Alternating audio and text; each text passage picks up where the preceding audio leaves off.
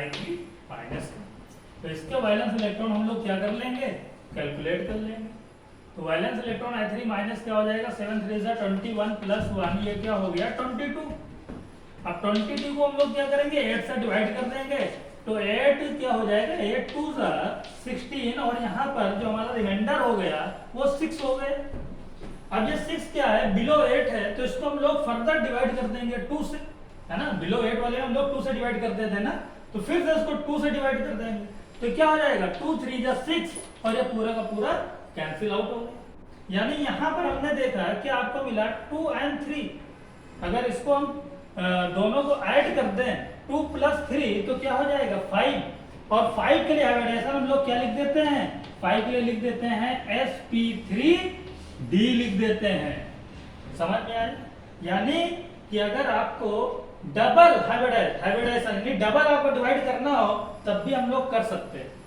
ठीक है, तो क्या आ गया आपका 5 के लिए क्या आ गया sp3d आ गया। ये जो होते हैं, ठीक है, जो आपको ये दिखता है यहाँ पे जो हम लोग कैलकुलेट करते हैं, इसको बोलते हैं बॉन्ड पेयर। यही आपके होते हैं बॉन्ड पेयर, तो यहीं से आप लोग बॉन्ड पेयर भी देख सकते हो। और ये जो आपके हैं दोबारा से जब डिवाइड करते हैं जो आता है वो आपके होते हैं लोन पेयर, तो यहीं से हम लोग क्या देख सकते हैं बेटा, लोन पेयर। यानी ये बॉन्ड पेयर ऑफ इलेक्ट्रॉन हो जाएंगे, ये क्या हो जाएंगे, लोन पेयर ऑफ इलेक्ट्रॉन, और दोनों को ऐड कर देंगे तो क्या आ गया 5, और 5 क्या हो गया इसका हाइब्रिडाइजेशन। क्लियर हुआ? तो ये हमारा स्टेप नंबर 10 था। अब स्टेप नंबर 2 पर आते हैं, स्टेप नंबर 2 पर। तो आओ स्टेप नंबर 2 पर देखते हैं क्या, इसको जल्दी से नोट कर लो। हो गया, चलो। तो स्टेप नंबर 2 पर अगर हम बात करें,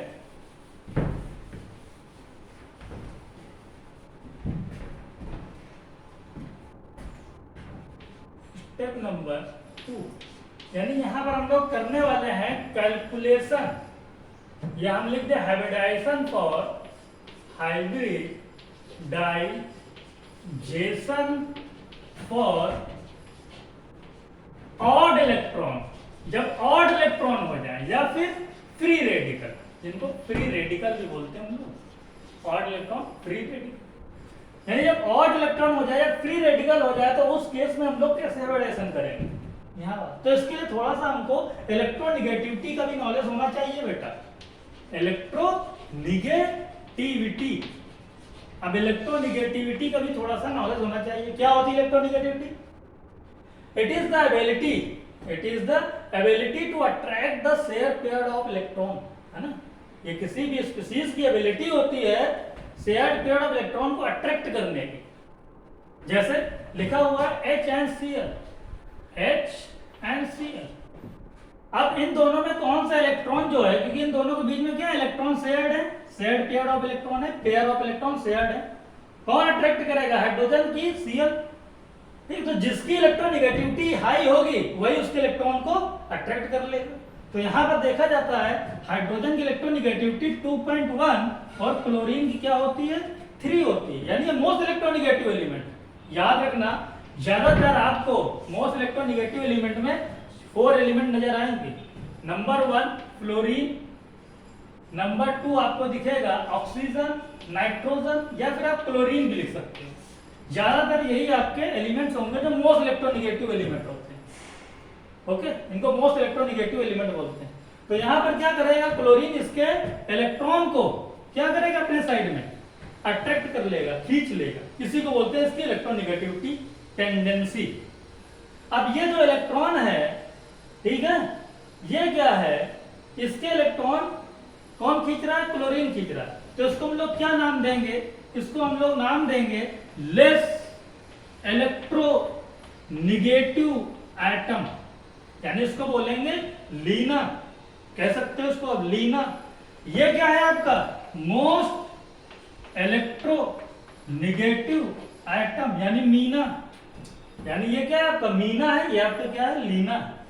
ठीक है, आपका लेस इलेक्ट्रोनिगेटिव एटम है, ये आपका क्या मोस्ट इलेक्ट्रोनिगेटिव एटम। तो समझ में आ गया इलेक्ट्रोनिगेटिविटी। ठीक है, यानी मोस्ट इलेक्ट्रोनिगेटिव एटम जो होगा वो लेस इलेक्ट्रोनिगेटिविटी एटम के इलेक्ट्रॉन को अट्रैक्ट कर लेगा। तो अब आप देखते हैं भाई स्टेप नंबर 2 जो हमारा स्टार्ट हो चुका है ऑड इलेक्ट्रॉन के लिए, इसमें केस नंबर 1 की बात कर लेते हैं। स्टेप नंबर 2 में केस नंबर फर्स्ट की बात करते हैं।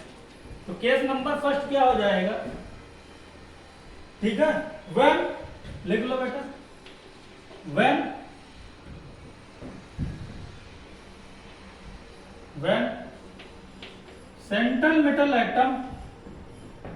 central metal atom is linear, when central metal atom is linear, then it will participate in hybridization,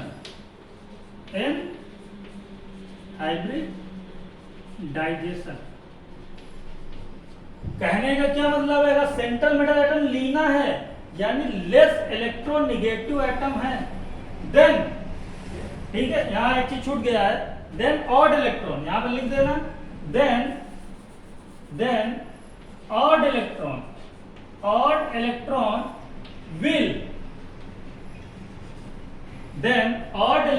will participate in hybridization. Okay, और देखते हैं, जैसे एक स्पीसीज हम ले लेते हैं और उसमें चेक करते हैं, जैसे लिखा हुआ बेटा CF3 लिखा हुआ है, CF3। अब CF3 लिखा हुआ है, इसके number of valence electron calculate कर लो। तो वैलेंस इलेक्ट्रॉन कार्बन के होंगे 4 और फ्लोरीन के होंगे 7 3 21, टोटल क्या आ गया 25 आ गया। इस बार क्या आ गया आपका 25 आ गया। तो 25 को 8 से हम लोग डिवाइड कर देंगे, 8 से 25 को जब डिवाइड करेंगे तो क्या हो जाएगा 8 3 24 हो जाएगा और यहाँ पर आ जाएगा 1। तो इस बार आपने देखा यहाँ पर ऑड इलेक्ट्रॉन आ गया, इसी को बोलते हैं ऑड इलेक्ट्रॉन। ये है बॉन्ड पेयर ऑफ इलेक्ट्रॉन, तो यानी ये आपके क्या हैं, ये आपके हो गए ऑड इलेक्ट्रॉन। अब ये वाला ऑड इलेक्ट्रॉन हाइब्रिडाइजेशन में यूज होगा कि नहीं होगा, ये हमको ये वाला पॉइंट बताएगा। इसने क्या बोला, when central metal atom is linear less electronegative atom then odd electron participate in hybridization. तो देख लो सेंट्रल मेटल एटम जो हमारा कार्बन है ये तो लेस इलेक्ट्रोनेगेटिव है ना, क्योंकि फ्लोरीन मोस्ट इलेक्ट्रोनेगेटिव एटम, यानी जो कार्बन है ये आपका क्या है, ये आपका लीना है। कार्बन क्या है, लीना है। तो इसलिए इसका जो इलेक्ट्रॉन है वो यूज हो जाता है यहाँ पर, यानी हाइब्रिडाइजेशन जो हम लोग लिखेंगे वो क्या लिखेंगे 3 + 1 = 4 और 4 के लिए क्या लिख देते हैं sp3। तो याद आ गया, मैंने बताया था आपको CF3 में sp3 होता है। क्यों होता है, क्यों, क्योंकि इसका ऑड इलेक्ट्रॉन पार्टिसिपेट हो जाता है हाइब्रिडाइजेशन। इसी का अगर दूसरा केस देखना है तो मैं आपको CH3 दिखा देता हूं, जल्दी से इसको नोट करो, स्क्रीनशॉट लो, ले लिया, चलो अब जल्दी से मैं इसका दूसरा केस दिखा देता हूं। देखो इसका दूसरा केस CH3। तो CH3 के वैलेंस इलेक्ट्रॉन हमारे क्या हो जाएंगे बेटा, वैलेंस इलेक्ट्रॉन हो जाएंगे 4 + 3 क्या हो गया 7। अब 7 हो गया, इसको हम लोग 2 से डिवाइड कर देंगे क्या, बिल्कुल कर देंगे। 2 3 का क्या हो गया 6 हो गया, यहाँ 1, देखो बिल्कुल सेम है 1 और 3, ठीक है। लेकिन इस बार क्या ये वाला ऑड इलेक्ट्रॉन ऐड होने वाला है, ये जो है ऑड इलेक्ट्रॉन क्या हाइब्रिडाइजेशन में पार्टिसिपेट करने वाला है। तो देख लो सेंट्रल मेटल एटम लीना है कि मीना है, तो इस बार जो हमारा सेंट्रल मेटल एटम है वो मीना है, ये मोस्ट इलेक्ट्रोनेगेटिव हो गया, हाइड्रोजन से ज्यादा इलेक्ट्रोनेगेटिव हो गया, यानी यहाँ पर हाइड्रोजन हमारा लेस इलेक्ट्रोनेगेटिव हो गया, सेंट्रल मेटल हमारा मोस्ट इलेक्ट्रोनेगेटिव हो गया। तो ये हमारा क्या हो गया, ये हो गया मीना। अब जब ये मीना हो गया तो इसके जो ऑड इलेक्ट्रॉन है पार्टिसिपेट करेंगे ही नहीं, ये जाएंगे नहीं, पार्टिसिपेट ही नहीं करेंगे, ठीक है। तो यानी कि हाइब्रिडाइजेशन हम लोग केवल इसी का लिखेंगे, यानी डज नॉट पार्टिसिपेट। तो ये हमारा क्या हो जाएगा, इसका हो जाएगा sp2। इसलिए CH3 का क्या होता था sp2 होता था। समझ में आया, समझ में आ गया बेटा, ठीक है। अब यहाँ इससे रिलेटेड आपको कोई डाउट होने वाली नहीं है, ठीक है, इससे रिलेटेड कोई भी डाउट आपको होने वाली नहीं है। अब यहीं पर अगर मैं बात कर लूं ClO3 की, ClO3, अब ClO3 का हमको हाइब्रिडाइजेशन कैलकुलेट करना है तो इसका वैलेंस इलेक्ट्रॉन चेक कर लो। तो वैलेंस इलेक्ट्रॉन हो जाएगा 7 6 3 18, ये हो गया 18, ये क्या हो गया 25, ये वाला केस हो गया। जब ये 25 हो गया बेटा, तो इस 25 को हम लोग 8 से डिवाइड कर देंगे, तो ये आ जाएगा 1 और ये आ जाएगा 8 3 जा 24 आ गया आपका। अब इसका ऑड इलेक्ट्रॉन ऐड होगा कि नहीं होगा? सेंट्रल मेटल एटम देख लो, मोस्ट इलेक्ट्रोनेगेटिव है कि लेस इलेक्ट्रोनेगेटिव है? तो जो Cl है वो ऑक्सीजन से लेस इलेक्ट्रोनेगेटिव होता है, लेस इलेक्ट्रोनेगेटिव होता है क्लोरीन। तो यानी ये लीना है, और अगर ये लीना है तो इसके इलेक्ट्रॉन ऐड हो जाएंगे, तो ऐड हो जाएंगे यानी 3 क्या हो जाएगा, 3 + 1 क्या हो गया बेटा 4। 4 के लिए क्या लिख देंगे हम लोग, बोलो? इसके लिए हम लोग लिख देंगे sp3। क्लियर? क्या लिख देंगे? sp3 लिख देंगे। बट अगर यहीं पर ClO3 की जगह में ClO2 ले लूं, देखो थोड़ा सा बढ़ा देता हूं, क्या ले लूं? ClO2 ले लूं। अगर यहीं पर ClO3 की जगह में क्या यूज कर लूं, ClO2 यूज कर लूं, तो देखो क्या हाइब्रिडेशन होगा। तब यहां पर अगर आप देखो तो ये आपका हो जाएगा 7 और ये क्या हो जाएगा बेटा 14, सॉरी 12, 6 2 12, तो ये क्या हो गया आपका 19। अब 19 को हम लोग डिवाइड करेंगे 8 से, तो क्या हो जाएगा 8 2 16 हो जाएगा। हाँ थोड़ा सा रफ कर दूं इसको, स्क्रीनशॉट ले लिया होगा, लो ले लिया, ठीक है। अब इसको थोड़ा सा रफ करता हूं, तो ये क्या हो गया 8 2 16, यहां पर क्या हुआ 3। अब फिर से इसको हम लोग 2 से डिवाइड करने वाले हैं, तो क्या हो गया 2 1 2, फिर से 1, यानी इसमें एक के बाद एक केस बढ़ता चला गया। इस बार बॉन्ड पेयर भी हमको दिख रहा है, इस बार लोन पेयर भी हमको दिख रहा है, और इस बार ऑड इलेक्ट्रॉन भी हमको नजर आ रहा है, ये भी नजर आ रहा है। अभी तक क्या था, बॉन्ड पेयर दिखा, ऑड इलेक्ट्रॉन दिखा था केस नंबर 2 में, बॉन्ड पेयर था आपका, ठीक है, और ऑड इलेक्ट्रॉन आपको दिखा था। लेकिन इस बार बॉन्ड पेयर और लोन पेयर, तो इसके लिए हम इसी में, ठीक है, स्टेप 2 में केस नंबर 2 बढ़ा लेते हैं। जब ऐसा होगा तो उसका हम लोग हाइब्रिडेशन क्या करेंगे, उसमें ये ऑड इलेक्ट्रॉन ऐड होगा कि नहीं होगा, ये चीज हम लोग इसी में केस नंबर 2 बढ़ा लेते हैं। तो यही हम लोगों का लास्ट केस होगा, यही हमारा लास्ट केस है। इसके बाद में कभी भी कोई प्रॉब्लम आने वाली नहीं है, ठीक है। तो लिख लो केस नंबर 2, लिख लो स्टेप नंबर 2 में, when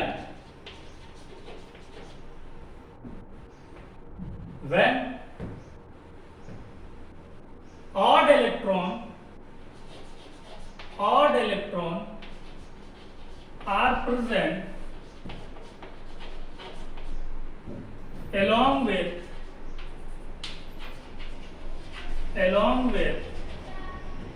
lone pair of electron, along with, उसको रब कर देते हैं, lone pair of electron, then odd electron will not participate in hybridization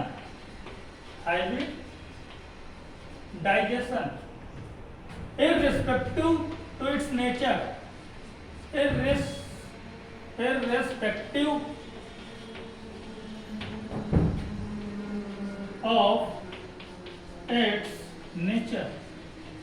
वो नेचर पे डिपेंड नहीं करेगा, ये डिपेंड नहीं करेगा वो लीना हो या मीना हो, कुछ भी लीना हो या फिर मीना हो, इस पे डिपेंड नहीं करेगा नेचर में। यानी कि अगर आपका ऑड इलेक्ट्रॉन भी प्रेजेंट है और साथ में लोन पेयर ऑफ इलेक्ट्रॉन भी प्रेजेंट है, दोनों प्रेजेंट है, तब ये जो ऑड इलेक्ट्रॉन है ये हाइब्रिडाइजेशन में पार्टिसिपेट नहीं करेंगे, ठीक है, does not participate, will not participate, नहीं करेंगे, इररिस्पेक्टिव ऑफ इट्स नेचर, वो चाहे लीना हो या मीना हो, कुछ भी हो, वो पार्टिसिपेट करने वाले नहीं है। यानी फिर से उसी की अगर मैं बात कर लूं ClO2 की, जिसके लिए मैंने वैलेंस इलेक्ट्रॉन आपको दिखाए थे 19। अब ये 19 जो है इसको हम लोग 8 से डिवाइड जब करेंगे, तो जब इसको 8 से डिवाइड करेंगे तो 8 2 क्या हो जाएगा 16, यहाँ 3, फिर से इसको हम लोग 2 से डिवाइड करेंगे तो हो जाएगा क्या बेटा, 2 1 जा 2 और यहाँ हो जाएगा 1। तो ये आपके हो गए बॉन्ड पेयर ऑफ इलेक्ट्रॉन, ये आपके हो गए लोन पेयर ऑफ इलेक्ट्रॉन और ये आपके हो गए ऑड इलेक्ट्रॉन। तो यानी जब लोन पेयर ऑड इलेक्ट्रॉन दोनों आ जाए, वही लिखा हुआ है when odd electron present along with lone pair of electron, दोनों आ जाए, तब ये odd electron will not participate, ये जो है पार्टिसिपेट नहीं करेगा। वो चाहे आपके स्पीसीज लीना हो, सेंट्रल मेटल चाहे आपका लीना हो या फिर मीना हो, जैसे यहां पर ये लीना दिख रहा है, कुछ भी हो, ठीक है, इस पर डिपेंड नहीं करेंगे। यानी इसका अगर हाइब्रिडाइजेशन हम लोग बात करें इसके हाइब्रिडाइजेशन की, तो H इज इक्वल टू 2 + 1, क्या हो जाएगा 2 + 1, और ये क्या हो गया हमारा 2 + 1, ये हो जाएगा 3, और 3 के लिए क्या लिख देंगे, 3 के लिए लिख देंगे sp2, क्या लिख देंगे sp2 हाइब्रिडाइजेशन। समझ में आ गया बेटा, क्लियर हो गया, इसके लिए क्या लिख देंगे sp2।